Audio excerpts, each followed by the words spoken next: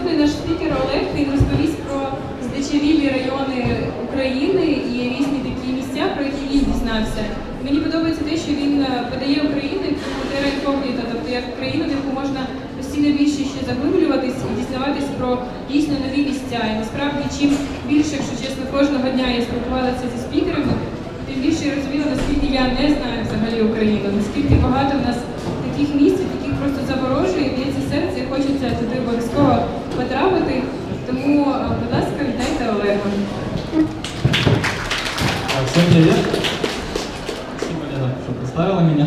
На протяжении своего выступления я бы хотел не просто рассказать о каких-то местах, а провести параллели.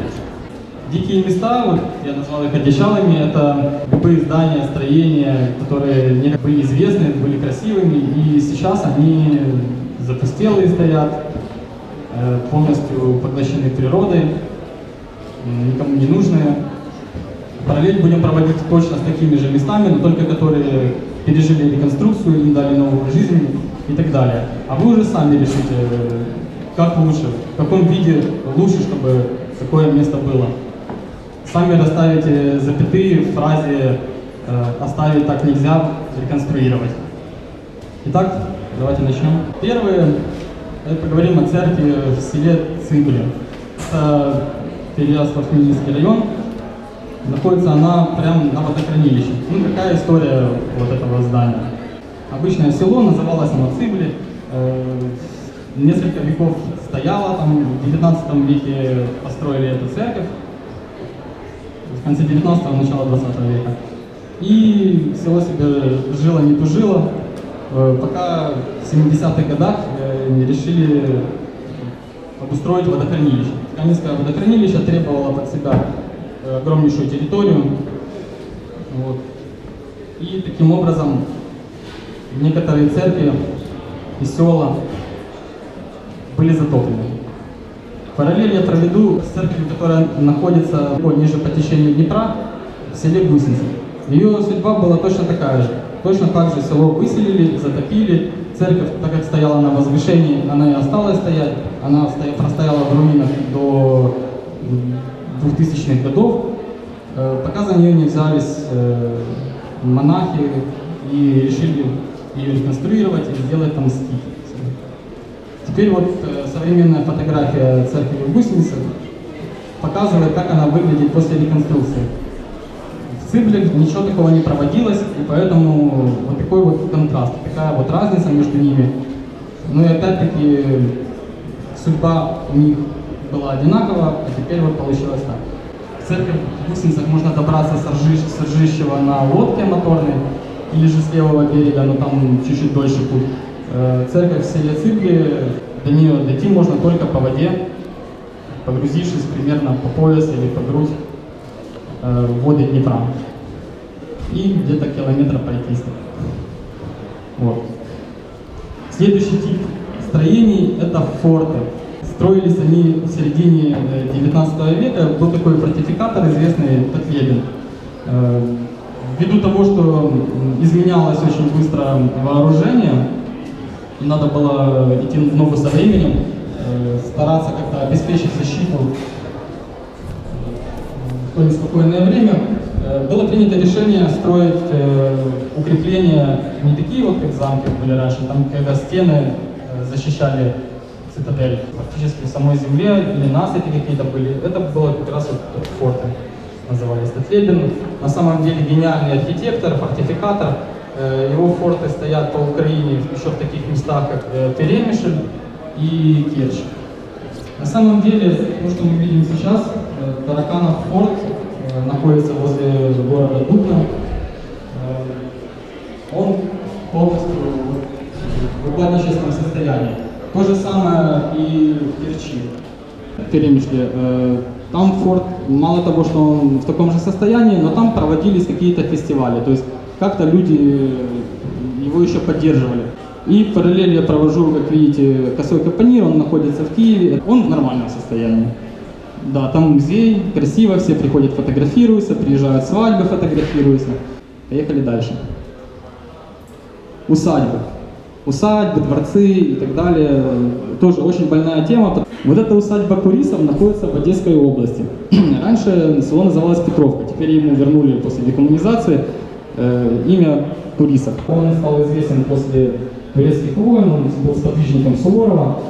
В общем, неважно, заработал кучу денег, купил себе там землю и начал строиться. Потом продолжили его внуки, и вот такая вот прекрасная, просто восточного стиля усадьба. Даже не поверишь, что на юге Украины, это Одесская область, туда можно попасть, приехать. Очень красиво выстроено. Но история ее такова, что в советское время, как и большинство архитектурных зданий подобных, оно было коммунизировано, и здесь располагалась сельскохозяйственная школа. Теперь рядом уже построили новое здание аграрного колледжа. А здесь случился пожар в 90-х годах, после которого реконструкцией никто не занимался. Итак, красивое здание, никому не нужно, очень оригинальные постройки. Еще чем примечательно, территорию разбили хозяева в английский сад, завозили кучу интересных и редких деревьев. Теперь же за ним никто не ухаживает, и, естественно, вот такое вот интересное чудо материально. Сравню я его с недавно увиденной усадьбой Хаецких. Ну, возможно, не все в курсе, что это усадьба, сейчас это монастырь. Его реконструировали монахи в 2000 году, каким-то образом заполучили, а до этого тоже была полная разруха. Теперь же они, вложив немало денег, и до сих пор занимаются там строительством, реконструкцией, сделали вот такую вот отделку. В самом здании разместили церковь, по территории разбили парк, поставили вольеры с птицами, страусами, павлинами. Если кто не видел альбиносов, павлинов, вот, пожалуйста, вот здесь монахи вам покажут. Поставили, находится село Томашовка под Фастовом. Следующий тип – это замки. Замков тоже очень много, они очень посещаемы туристами. Замки на Западной Украине привлекают столько туристов, что делают бюджет Львовской области, например, как точно. А мы поговорим о Клованском замке. Кловань, я думаю, вам это географическое название известно, по туннелю любви. Многие видели фотографии, туннель любви, это вдоль железной дороги, заросший полностью такой туннельчик. Многие ездят туда фотографироваться. Но немногие заходят в замок. Но на самом деле, наверное, не заходят, потому что о нем мало что слышно, мало что известно. Ибо он находится в забвении по причине своего состояния. Это руины. Это полнейшие руины, но он интересен. Интересен он несколькими вещами. Вот здесь на фотографии виден мост, но не видна его структура. На самом деле это акведук, если спуститься вниз, то это арочный такой мост, старый и красивый. Вообще замок начинался строиться еще в 15 веке, то есть это настоящий средневековый замок. Не новострой, как в многих еще других местах Украины, а именно средневековый замок. И две большие башни, одну из них вот видно слева. Они тоже представляют собой большую ценность в плане архитектуры. Это оборонные башни итальянского типа, и еще плюс ко всему у них 3-метровая толщина стен. То есть строилось так, чтобы точно от соседей защититься. Потому что это, получается, замок князей Чарторийских, а вокруг везде были Радзивиллы, все захватили. И вот, чтобы от соседей как можно было отбиться, Чарторийские себе такой крепкий орешек выстроили. Что же происходит? Еще об истории немного. Самое интересное, что вот этот замок, он настолько часто менялся в плане того, что там в нем было внутри. После того, как князи его покинули, он стал принадлежать иезуитам, которые устроили в замке школу иезуитскую. Ну и в принципе большинство своего времени он и пробыл образовательным учреждением. Потом там был в советское время уже механизированный лицей, дальше НКВДшный штаб был, во время войны. Ну и закончил он тем, что стал лечебным заведением для алкоголиков. Вот. Сейчас можно зайти в здания, которые там внутри, вот так вот они выглядят, с контрфорсами. Вот вроде бы снаружи они смотрятся действительно как какой-то замок. А внутри там советская отделка, голубая плитка. Замок тоже горел, и сейчас он в таком вот состоянии. Никаких, опять-таки, не ведется ни реконструкторских активностей, ни даже какой-то облагораживательный или мусор собирать, никто ничего не ворушится. Вот. Очень тяжело на такое смотреть, тем более, что в основном замки у нас, я уже говорил, настолько популярны и посещаемые, что с ними что-то делать.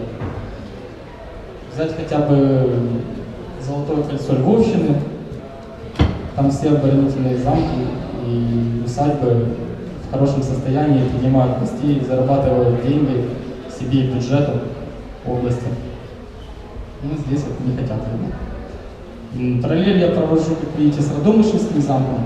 Ну, знатоки истории и краеведы, наверное, мне скажут, что тут чуть-чуть неправильная параллель, потому что на самом деле это не замок, это водяная мельница. Вот. Я просто взял его показать как пример хорошей реконструкции, потому что как из ничего сделать хороший, интересный и посещаемый комплекс популярный. Да, вот была водяная мельница.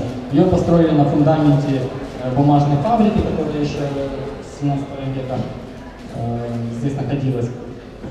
И меценаты, богомольцы, по-моему, семья, да, они выкупили это место и принялись за строительство.